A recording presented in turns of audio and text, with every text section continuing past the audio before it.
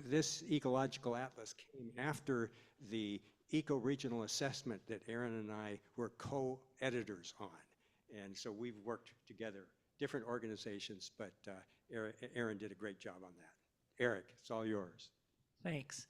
Um, I'm going to talk a little bit about the Arctic and our work there and um, where things are currently and what we anticipate to happen with the new administration. And I'll just say that, I work for Earth Justice, which is a legal organization, and what we do is we work with groups like Audubon, Nature Conservancy, um, and also sometimes with tribal governments and industry. And what we do is we try to bring science and law to bear and advocate for good management of natural resources and wildlife. Um, and then if, and through that, we're able to achieve good outcomes with administrations and decision makers that follow the science. And when they don't, and when they don't follow the science and the law, we're able to um, hold the line by going to court and challenging those decisions. Um, and so but it's all through partnership with organizations that bring science and culture and just people's um, connection with the land to bear and try to put that into the decisions that the government is making. Um, and so, um, so in the Arctic, our work has focused on trying to protect federal lands that surround Prudhoe Bay from expanded oil and gas development. That's been a multi-decade endeavor, and those lands are the National Petroleum Reserve to the west, the Arctic National Wildlife Refuge to the east, and the Arctic Ocean to the north. And each of those areas have seen a lot of pressure at different times for expanded oil and gas development. And expanded oil and gas development is a terrible idea in each of those areas for different reasons. Climate change is probably the number one reason. Any oil and gas that could be extracted from those regions would take a decade or more to get to market because of the lack of infrastructure and the remoteness. And we don't have time now to be expanding oil and gas development, and certainly won't in 10 years. And so it just makes no sense. And those areas are also incredibly sensitive, have you know, resources that are important to the whole world. Birds migrate from, um, from the whole world to Shekpuk Lake and to the refuge, and there are species that live only in the Arctic, like polar bears that are under threat and big caribou herds, none of which can survive very well in an oil patch. So um, there's just a terrible idea to expand oil and gas development in those areas. And so we've been holding the line in those areas for a really long time. So I'll say where things currently stand at the end of the Biden administration are that the Arctic Ocean is entirely off limits to oil and gas leasing. Um, and there's a whole story about that, which I will hold for the questions if folks, we can talk more about that. But I don't think that that will be a real focus in the coming years because industry isn't particularly interested in going out into the ocean again to try to get oil there. Even they see the folly of that so far.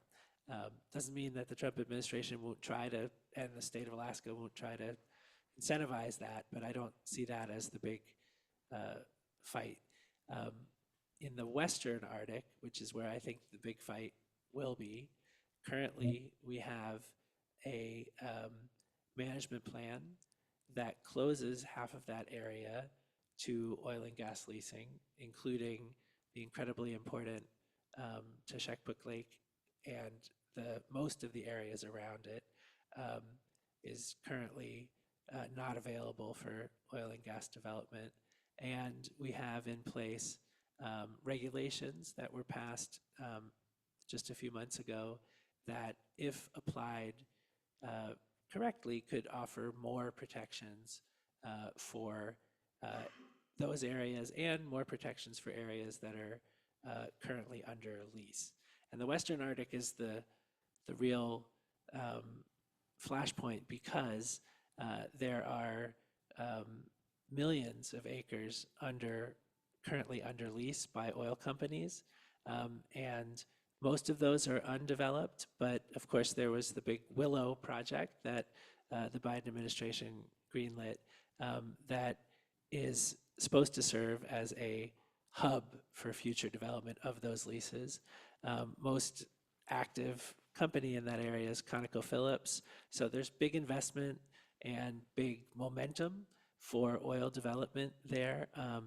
And Willow itself is, is a big problem. It is supposed to get oil online for the next couple decades, which, as I mentioned, just makes no sense from a climate perspective. And as I mentioned, is supposed to serve as a hub. Once that infrastructure's in, it will become much more economical to develop other resources near there. So that's the current threat in the Western Arctic. We can expect that the Trump administration will try to roll back the current plan and get access to more of the Teshekpuk Lake area for more leasing. That's where oil companies think the oil is. And so that's, I think, going to be a big area of the fight. Now, the good news is that there are environmental laws that, like the National Environmental Policy Act and the Endangered Species Act, and the law that governs the National Petroleum Reserve Alaska, which, although it's named the National Petroleum Reserve Alaska, Congress, in establishing that area, recognized its really critical resources other than oil and required that they be protected. They're supposed to be given in the maximum protection from oil and gas development. And so they're, despite the narrative that, hey, it's a petroleum reserve, it's about oil, the Congress, in establishing it, recognized that the administrators of that land have to protect the other resources as well. So it's not all about oil. So these laws stand as a bulwark against a administration that will want to act quickly and try to reverse the gains that the Biden administration put in place. And if passed as prologue, the quick movement will ignore the science that's been developed and that undergirds the current protective management regime in most of those areas. And we and our partners will be able to challenge those quick actions if they aren't honest about the harm that oil and gas, opening those areas to oil and gas will cause. That's the National Environmental Policy Act. Doesn't require good decisions. You can make bad decisions, but you have to examine, the government has to examine and disclose the environmental impacts of those decisions. And they often falter when they try to shortcut that process or ignore the science. And we'll be there to hold them to account and try to hold the line against those types of decisions. Similarly, that's, if they try to overemphasize the oil nature of, say, well, Congress set this aside as a petroleum reserve, we can call them to account under that statute and say, well, no, you have to balance the oil production with these protective mandates in the law. So we were able to, an example of how the conservation community was able to hold the first Trump administration to account in the Western Arctic is their approval of Willow. Willow was originally a Trump first term approved project, but in approving that project, the Trump administration failed to account for the climate impact that all that oil that would be produced and burned would have. And so we were able to sue them, and we won a court case that sent the decision back to the agency, said, well, you have to evaluate honestly the climate impacts, and that put it on the plate of the Biden administration. We had high hopes that that would yield a different result. Unfortunately, it didn't. The Biden administration approved it, but it's an example of how people who care about these areas and preserving them for future generations can join together and hold the line against an administration that would seek to just give as much over to the oil companies as possible with all of the deleterious consequences that that brings. In the refuge, real quick, I think that's going to be another flashpoint. In the first Trump administration, Congress passed a law that opened for the first time the coastal plain to oil and gas leasing. And it was an extraordinary law passed through a budget reconciliation process that didn't require 60 votes in the Senate, but just 51, sort of appended to a big tax act. And it not only did it open the area to oil and gas leasing, it mandated that the Interior Department hold 2 lease sales. So the Trump administration, the first Trump administration, held 1 lease sale in that area, and it resulted in the big oil companies stayed away, in part because there wasn't really a future there, and in part because of pressure from civil society against them, saying it's immoral to go into that area and try to get oil there. So they stayed away. The only real bidder was the state of Alaska through its arm, ADA, the Alaska Industrial and Export Development Authority. And it held leases at the end of the Trump administration. The Biden administration came in and examined those leases and said, well, the Trump administration shortcut the environmental review process. So we're going to freeze the leases, and eventually they canceled the leases. So as we sit here now at the end of the Biden administration, there are no leases in the coastal plain, which is great and shows kind of the pendulum swinging, but also how the Trump administration, in its zeal for getting things done, can make mistakes, and we can hold the line with those mistakes, and the Biden administration did that.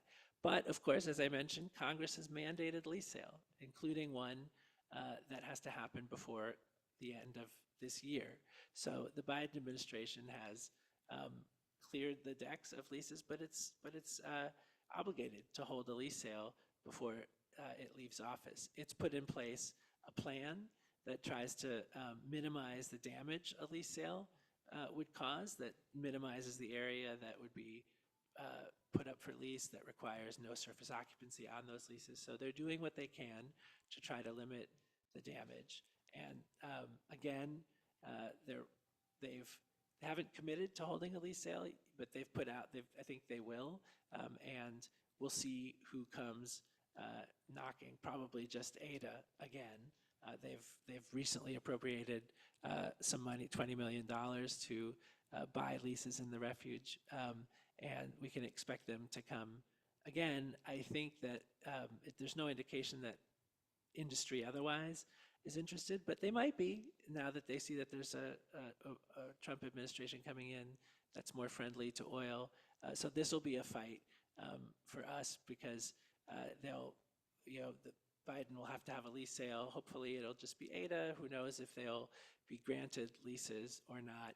But there's nothing stopping a Trump administration from holding another lease sale or trying to reverse and open up more area for leasing there. And again, we'll be there just trying to make sure that they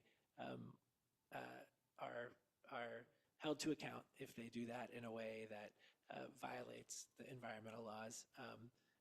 And so that's what we'll be up to in the next years. And I'll leave it there, but I'll just invite questions for more details. This is a very cursory overview of what's happening. But I think the main message, like Eric's, is that you know, the government has to take account of the science, and that's the law.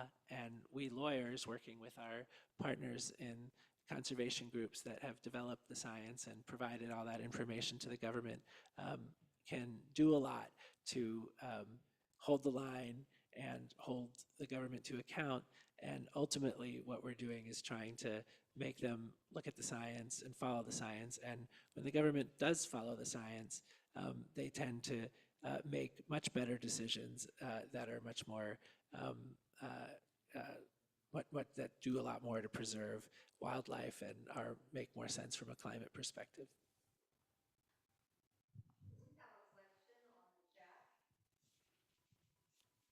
Sure.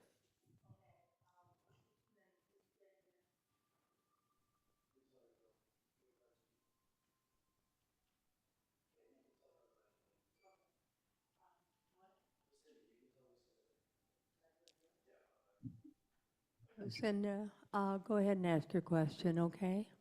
Okay, hello. So, I'm quite upset that Ada is doing these stupid things, and I'm wondering if there's anything in the Constitution or any laws that might be used to stop them from wasting the state's money on this endeavor. I heard the last half. Are you asking, are there laws that might prevent Ada from using the money, like wasting the money on bidding on leases? Is that the question? Or in the Constitution, or can we sue their asses? Whatever. How can we get them to stop this stuff? Well, yeah, it's a great question. I mean, I think that there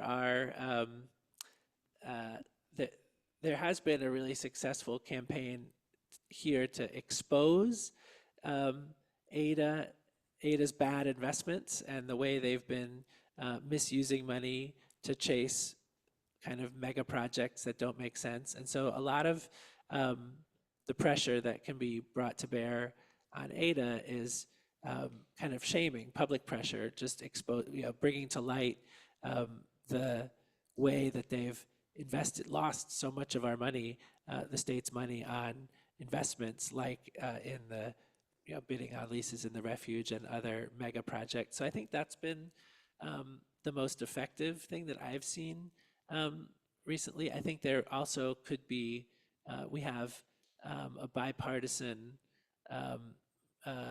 coalition in our state legislature coming in, and so they could certainly rein in Ada by passing state laws. And the other thing I'll just note is that when Congress passed the act that required these lease sales, it did so as part of a budget reconciliation. So it was all, which means that the law has to be all about money and the budget.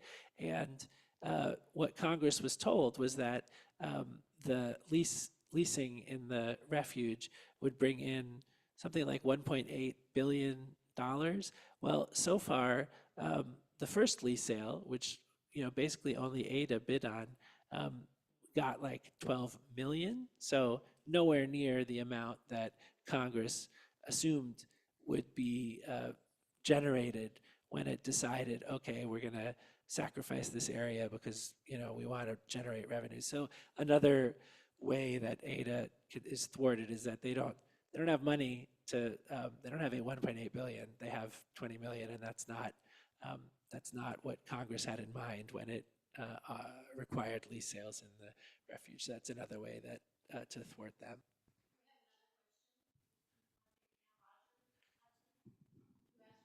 So can we hold the questions until we get through with Aaron, and then we'd like to have everybody come in with questions. We're very happy to answer the questions. Let's just move on. All right. Well, good morning, everyone. It's such a treat to be here science and law are really the most basic building blocks of conservation, wildlife conservation. And it's just a privilege to sit up here with people who have committed so much of their lives to upholding those basic building blocks. John asked me to talk a little bit about the national and global importance of Alaska. And as I was coming here this morning, I was thinking about this article that I worked on in 2021 with some colleagues, the importance of Alaska for climate stabilization and biodiversity conservation. And when I was working on that, there was this moment when one of the researchers I was talking with said, Alaska is singularly important for both of those things at the time we were talking about climate and biodiversity conservation specifically. We extended it to resilience. But that stood out so much, and it's so easy to lose sight of when we live here. We know things like it's the biggest and best of many, many things, and we can go out and enjoy this great environment, but it is very easy to lose sight of just how unique it is and just how singularly important it is in all of the world. And, you know, I mean, just a few statistics. I'm sure you have talked about many of them, but, you know, 50% of North America's shore birds, this is the breeding habitat for those birds. It's one of the few places in the world where we still have full large mammal migrations. Those are increasingly rare all around the world. And in the United States, only Yellowstone in the lower 48 has that full historic assemblage of large mammals like Alaska does.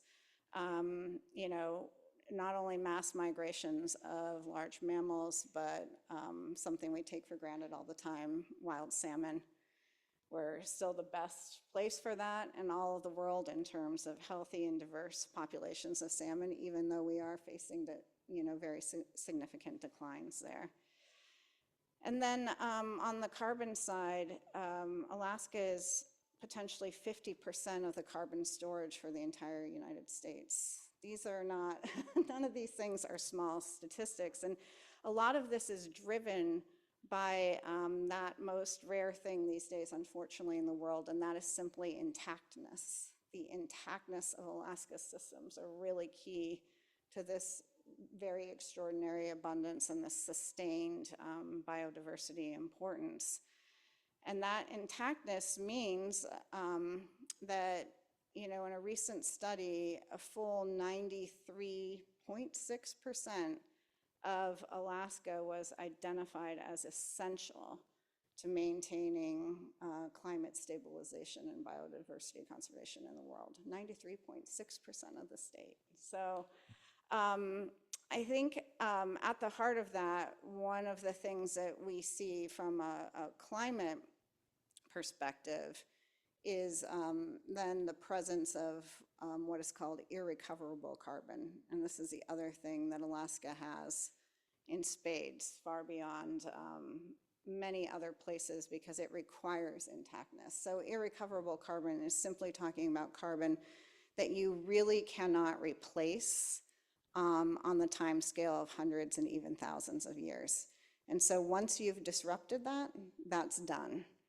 And in the US, in the lower 48, there's very little of that left because we've altered our ecosystem so much.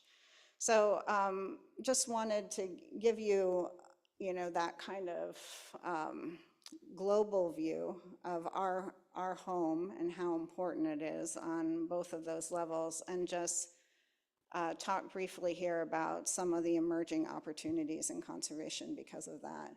I think one of the big opportunities going forward, and Eric talked a little bit, and you've learned across the length of this course about some of the history of conservation in Alaska.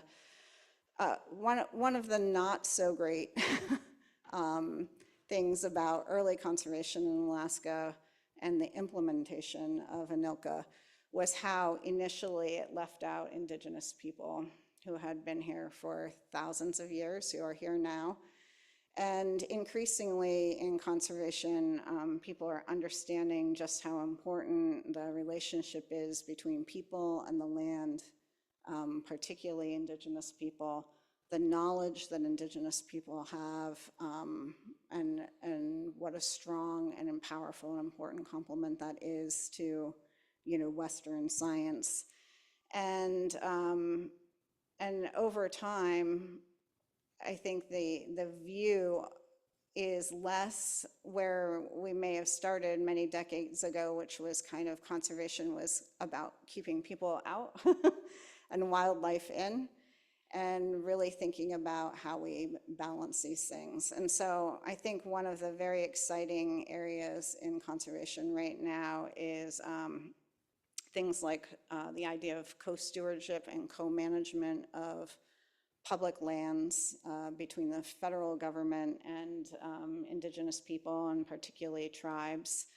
I think you're going to see more and more over time the type of agreements between, say, the Bureau of Land Management or the Fish and Wildlife Service with either individual local tribes or consortia of tribes, where management authority is increasingly shared and the work to manage and steward is increasingly in local people's hands.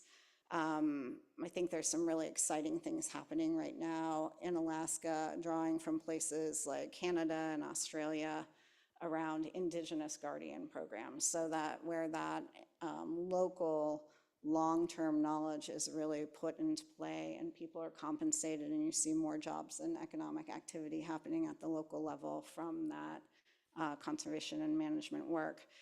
And then things are happening in terms of indigenous protected areas that I think are very exciting. The small village of Igiagig out in the Bristol Bay region recently passed a tribal ordinance a couple of years ago, creating their own tribally protected conservation area, and they are applying that to lands that come into their ownership as well.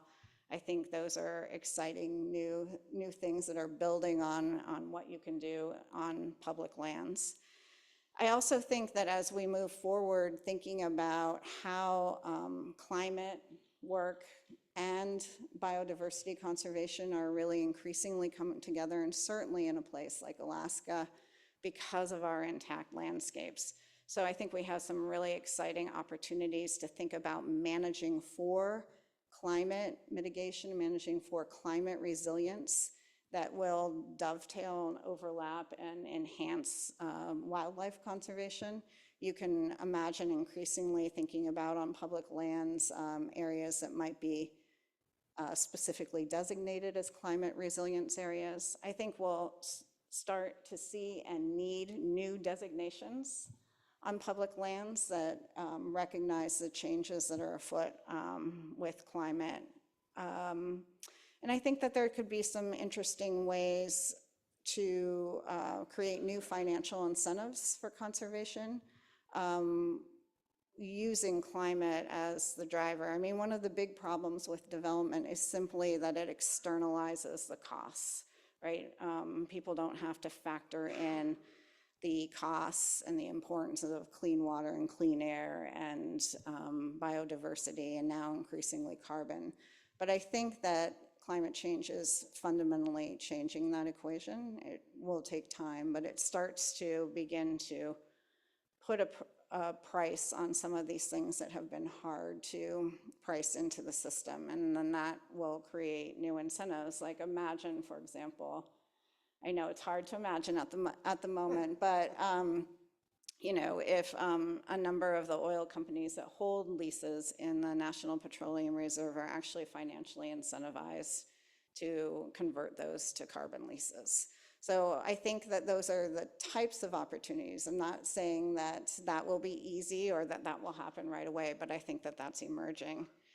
And then I think that we'll have a lot of new opportunities in how we steward and manage, and particularly around things like wildfire. So wildfires are increasing in Alaska. They're increasing in severity, duration, length. They're expanding from the boreal into tundra systems where they didn't exist historically. And there's some really exciting stuff going on right now in the Yukon Flats to think about how do you manage those fires, which we typically haven't done in Alaska, still hold the benefit to wildlife and systems of fire. We don't want to suppress it entirely. That was a mistake made in the lower 48, but where you could actually steward it so that these fires, which are now burning so intensely, that they're burning down through the duff to the mineral soil to the permafrost. That's 10,000-year-old carbon, that irrecoverable carbon I was talking about, being volatilized in seconds and exposing the permafrost at the same time. And that increases melting of the permafrost, which can lead to big methane releases. So if we could steward these wildfires better, we could think about avoided emissions, both from the carbon that's emitted from the fire and potential permafrost thaw. And you can think about wildlife conservation while you're doing that. And these might be jobs in rural Alaska. And then I think finally we're going to have to think about, and these are going to be hard new questions for conservation that we didn't have to address before, but as climate change rapidly shifts in ecosystems and environment, we're going to have to think about things like, do you steward to the future condition that you wish? Do you start to think about what species you restore with that might be different from the assemblages that we have now?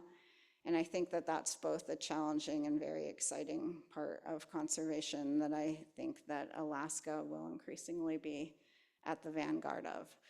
So I'll just wrap that up. Those is just a few little thoughts by saying that despite the very significant challenges ahead with this administration, I'm incredibly optimistic about Alaska. We have what very, very few people on Earth still have, and that is these intact systems and incredible people. And I'm very hopeful that we are charting a different path forward in Alaska, and decades from now, people will look back at the things that we've done in recent decades and in the coming decades and really say that Alaska was the place that showed us the way. So that's it. Thank you, Aaron and Eric and Eric.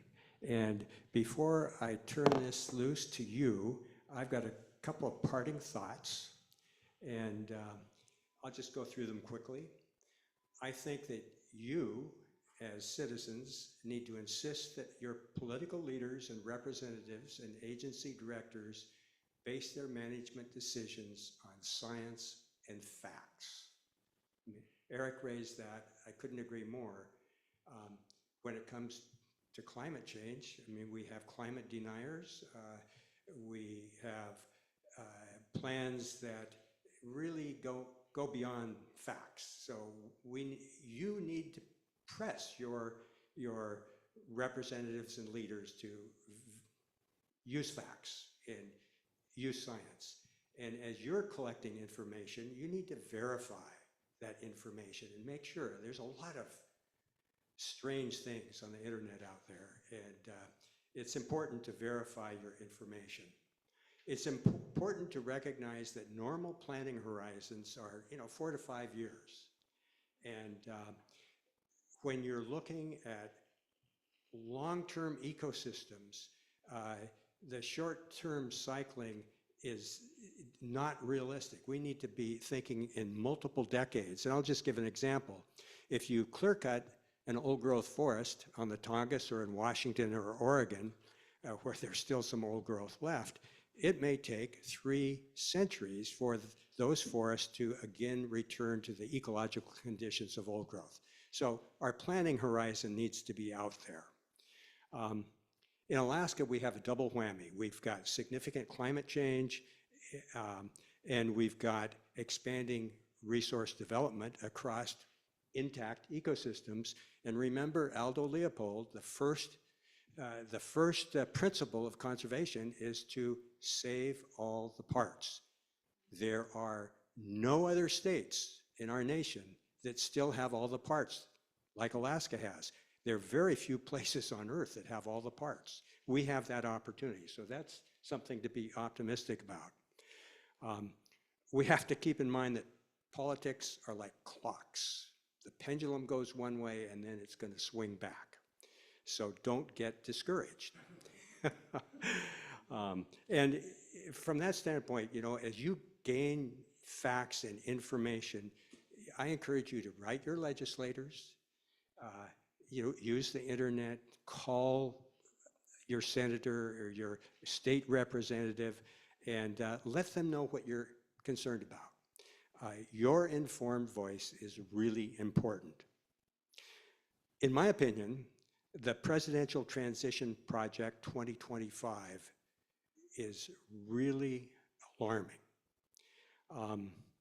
I think that it focuses on maximum development to accomplish short-term economic goals at the expense of long-term ecological and economic sustainability. So we just need to keep that in mind.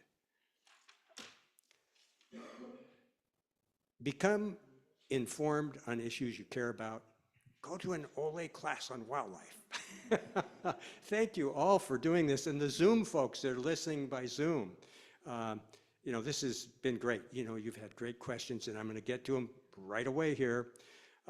When you become informed about an issue you care about, share your thoughts with family and friends, and contact the resource agencies that have management responsibilities. Provide them with your concerns and recommendations.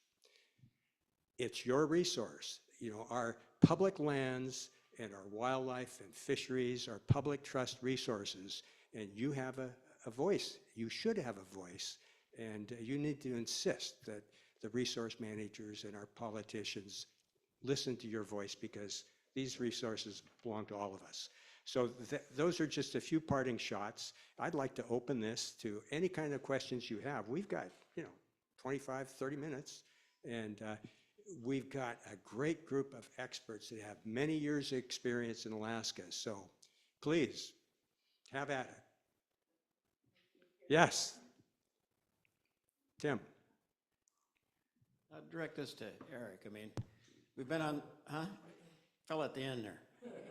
Did I got that right? Yeah, that's right. We've been sort of having to rely upon the courts to, push back a lot, and guys like you bringing up all the issues you did.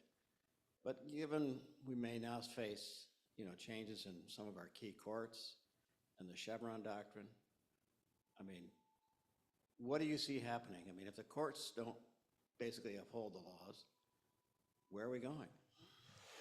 Well, I think the Supreme Court is a tough forum. That's true. I think most, 99.9% of cases are decided by the lower courts, and there's still a lot of great judges in those courts that give a fair hearing, and I think that's, we've won cases in front of, what are conservative judges, because they too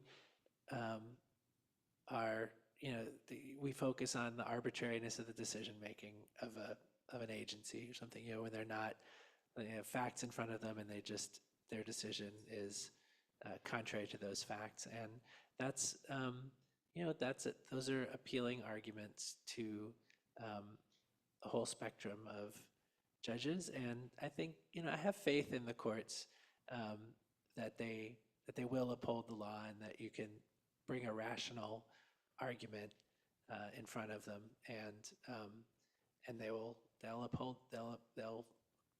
hold the agencies to account. So I think there is a lot of misinformation around. John was talking about that. I think, arguments in court are, it's still a refuge of sort of rational argument. And if you present your case clearly and without hyperbole, just look, this is the law, and it requires the agency, for example, to look at the facts and rationally connect its decision to the facts in front of it. And if you explain how an agency failed to do that, then we've found that that could be successful in conservative courts as well as sort of in front of democratically appointed judges. So I think that's where I put my faith, is in that forum as a kind of a bulwark against some of the non-fact based decisions that we saw in the first Trump administration, and we will likely see again. You're online with a question. Yeah, I don't know if you're calling on me or if you can hear me, but this is Roger Hudson. I did have a question. This one is my general observation. I think a really key thing that you said was that the United States environmental laws are essentially procedural, not, substantive, determinative of what federal activities, legal or not. And there was a description of the litigation over the first Willow leases, and it was concluded that the environmental impact studies were insufficient because they didn't take into account the, I guess you'd say, climate impacts, or the, what was the meaning of, pumping all this oil. But it's always seemed very curious to me that you can address that and say, well, there's so many billion or million barrels of oil that will be developed if this lease is approved. But that kind of ignores the fact that globally, the oil market is one big market, and that if drilling does not occur in Alaska, the demand will dictate that the same amount of oil will be produced somewhere else. So it seems to me that, given that perspective, that you wouldn't be justified in putting a great deal of weight on the, carbon impacts of a particular project. And so it seems like long term, there has to be more compulsion in some international system, and it doesn't look like we're going that way. But I just invite anybody to, straighten me out on that issue of the significance of the amount of oil that a given project produces. Well, I can start, and then I'll hand it off to my colleagues. But just with respect to the, if they don't drill here, they're going to drill elsewhere, and it's perfect substitution. That's basically the argument.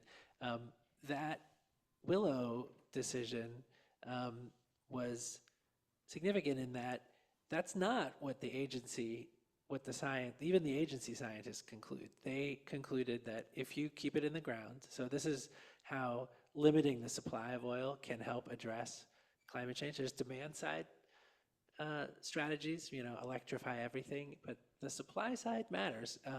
And the studies show, the economic modeling shows that if you leave a barrel of oil in the ground in Alaska, that on the global market, that'll result in half a barrel less consumed.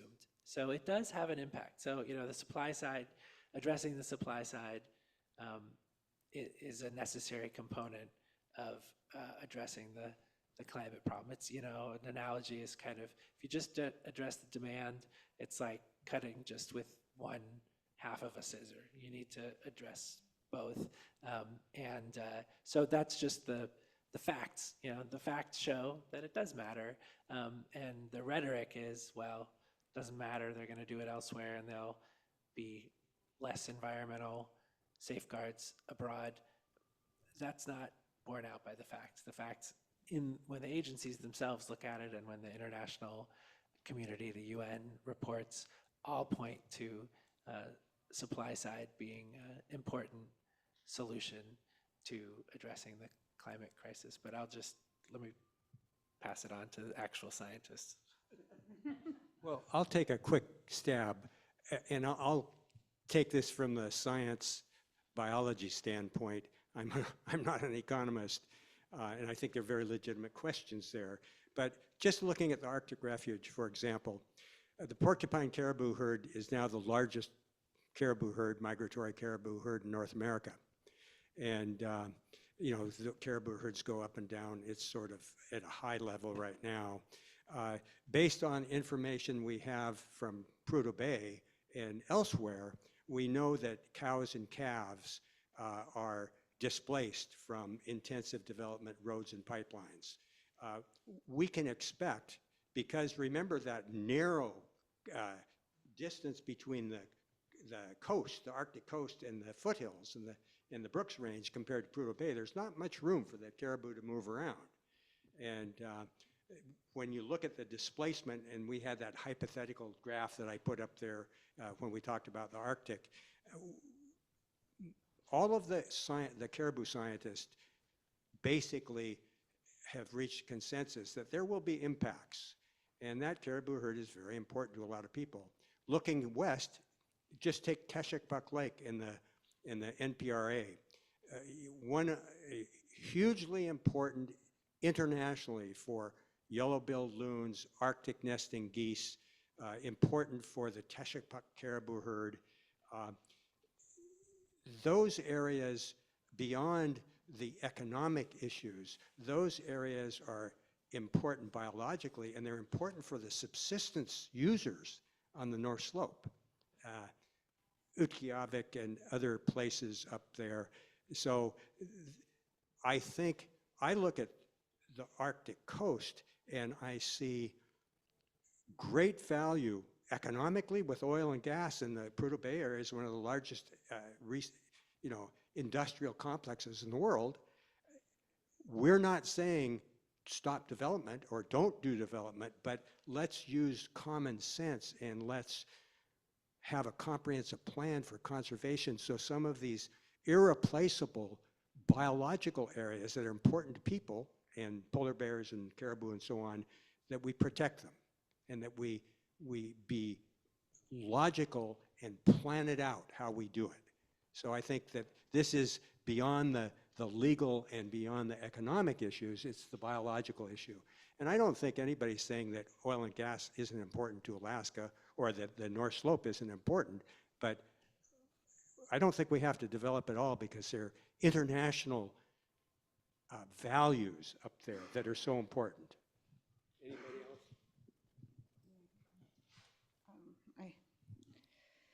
Yeah, I think, the question also reveals, I think, one of the great challenges with some of our management processes is that we're not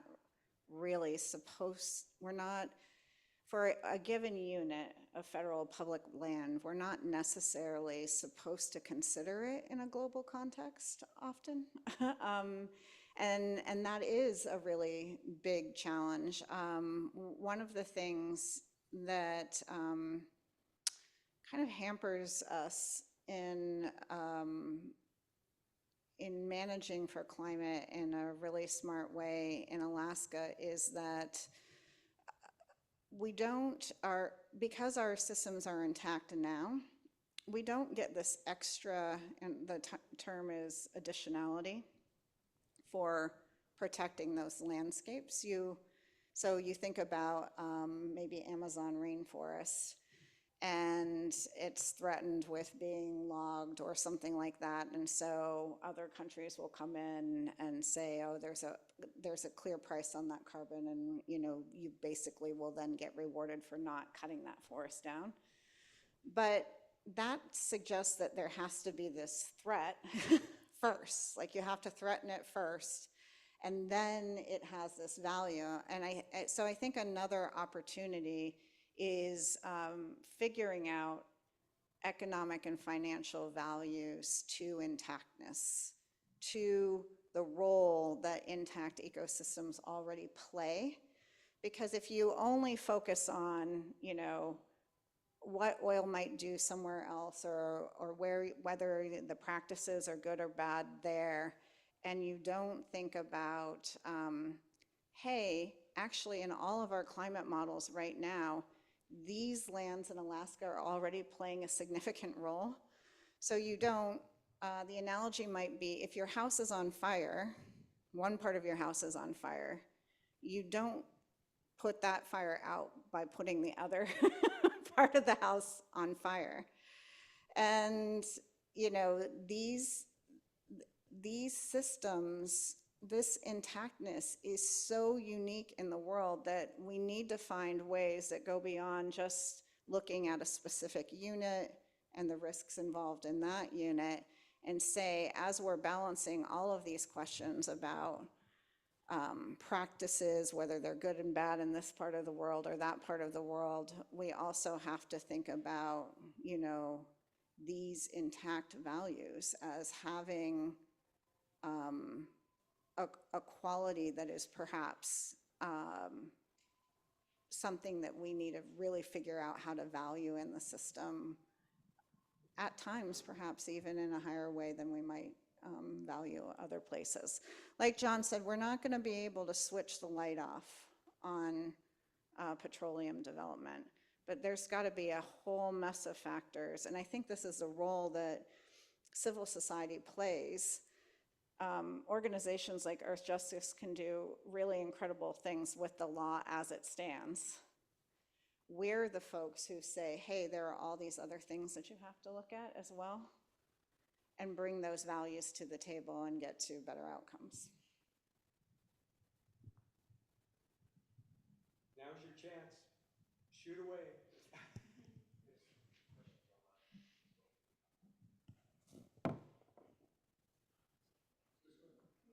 Okay. Aaron, you'd mentioned earlier in your comments. Oh, right up here. You had mentioned sometime in your presentation the importance of co-management. And I'd like for you to expand on that just a little bit and maybe distinguish it from all the different advisory panels we have going on, and how the responsibilities differ between those two concepts. Is this on? Yeah. Hi, Bob. It's really good to see you. So I think, you know, there's a spectrum of actions that public agencies can take that are almost like a co-management thermometer.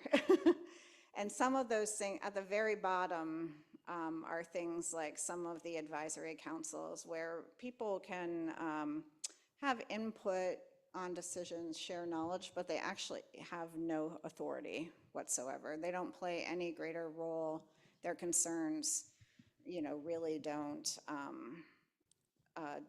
ultimately take priority. They are simply advisory. And you move up through opportunities around co-stewardship, and then you get to things that would be like full co-management. When you think about tribes in Alaska, they're actual sovereign nations, dependent sovereign nations within the United States.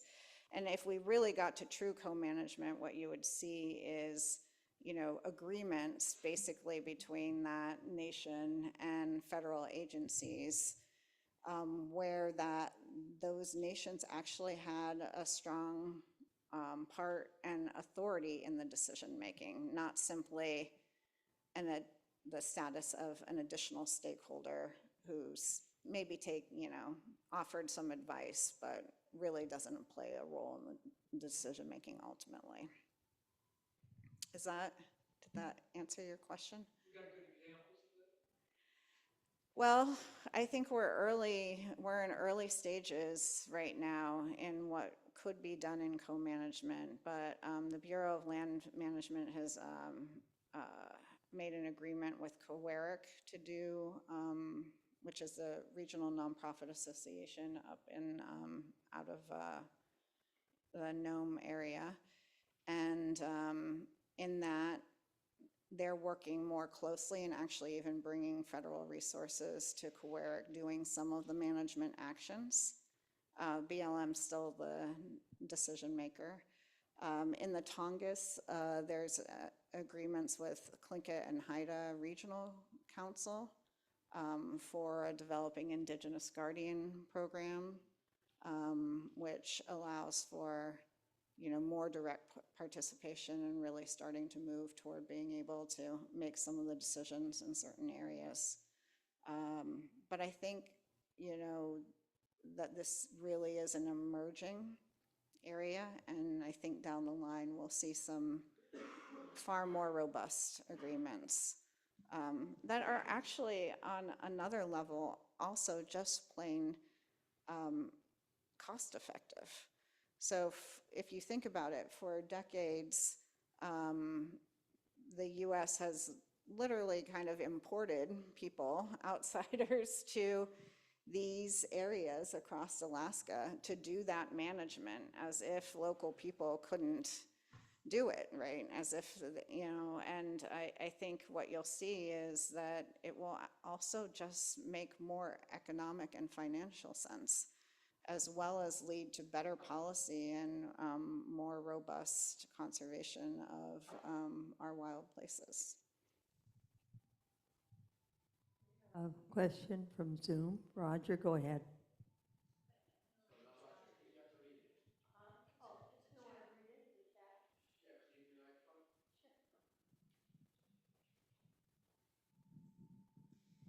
So we have two questions. The first question is from Shirley Matthews. What will ADA do with the leases they hold? Will they go into the drilling business or resell the lease? It's a good question. I don't think they have the capacity to develop themselves. So I think if they were to, they don't have any leases now, and so if they were to acquire leases or their canceled leases were reinstated, they have a lawsuit asking for that, then I think they would have to outsource the oil development. My sense is that they're just trying to keep the dream alive, basically. And there was one more question. Are you finished? Was that the answer, the total answer? That's all I had to Okay. say, yeah. The other question was from Christine Anderson. She just missed a part that you might have said, and she asked if you could repeat it. How many of these presenters are paid by the federal government, and will their jobs be at risk? Then how many oil wells have been abandoned in Alaska? My job's not at risk. None of us are paid by the federal government that I'm aware of. And I don't have the number for you for abandoned oil wells. I don't know if. I don't know. I mean, I think,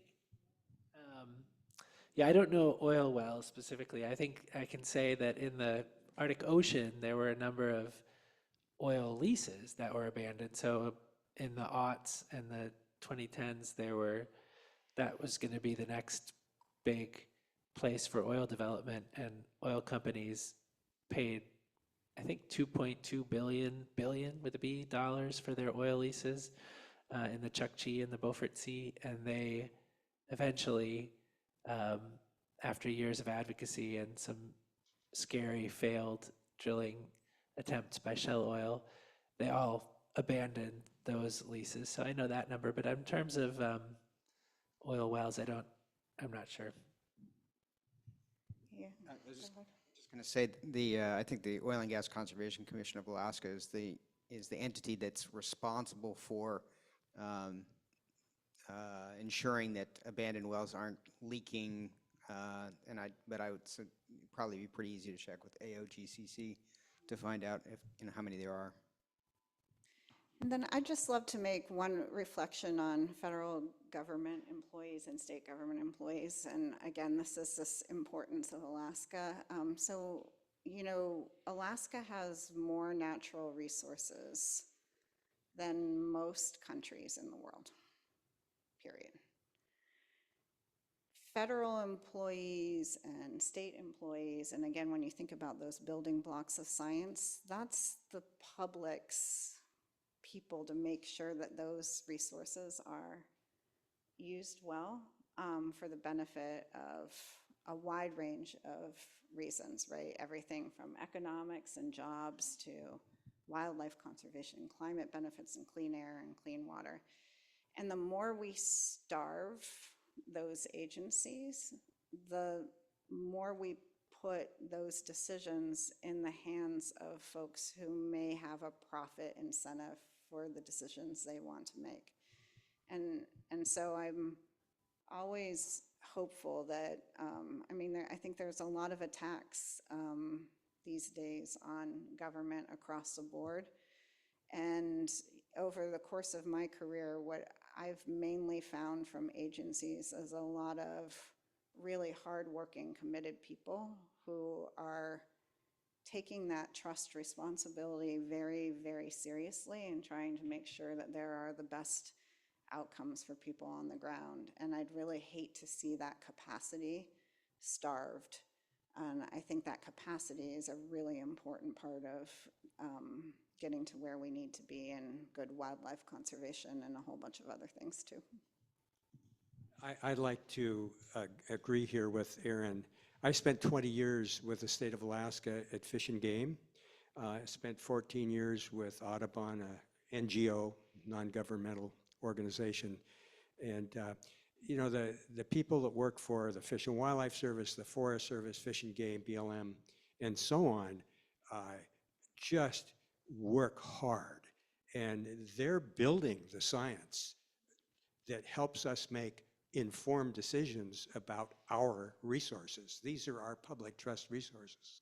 And one of the clear 2025 positions is to abolish the Biological Resources Division of USGS. That's the Alaska Science Center here in Anchorage. People that are studying polar bears and seabirds and fisheries and all kinds of things that are so important. So we really need to be careful and make sure that our agency scientists and managers, have the resources they need. And right now, it's right in a very slim portion of having enough resources. Yeah, I'll just third that as the person who sues the government up here, I think that civil service protections for the people who do the science and manage the resources from administration to administration, the non-political appointees are really important and do care and do good work and need our support, because I think in addition to being under-resourced, there's a big target on the civil service protections that those positions enjoy.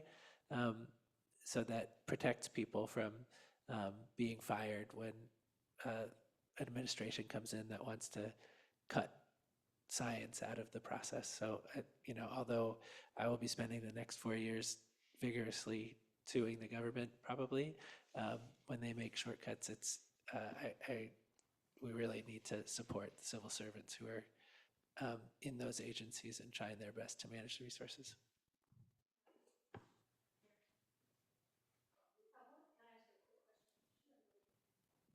Thank you. How do you get rid of a department like that? Can you do that by executive order, or is there a whole legislative process for getting rid of like the biological resources? Well, I think it would probably be effectuated through the budget process more easily than anything else, like through Congress. They could probably zero out the budget, but I'm confident there are a number of strategies that could be employed to either cripple or disable the agency, through appointments, through budgets, through legislation. Moving them. What's that? Moving them. Moving them. Oh yeah, that was a good one. They want to move to Wyoming or something. They was going to move a whole the Department of Interior. Like they did that with the BLM, right? They moved it out of Washington. Yeah. Anyway, so I don't know that there's one particular specific strategy that's necessary. I think there's a number that could be employed.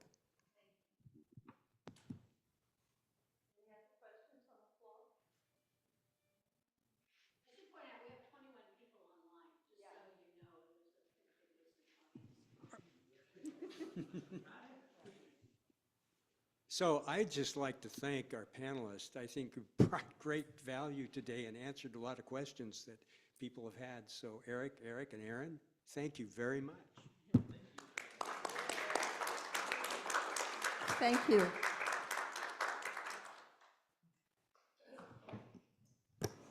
Class is dismissed.